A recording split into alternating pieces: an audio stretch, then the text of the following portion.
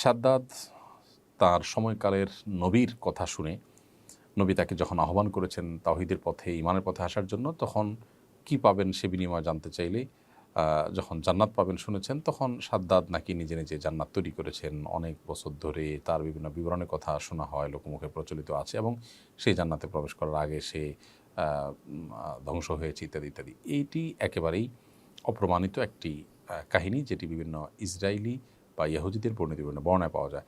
কোরআন কিংবা নবী সাল্লাল্লাহু আলাইহি সাল্লাম থেকে বর্ণিত কোনো সুন্নাহ দ্বারা, কোনো হাদিস দ্বারা এটি প্রমাণিত নয়।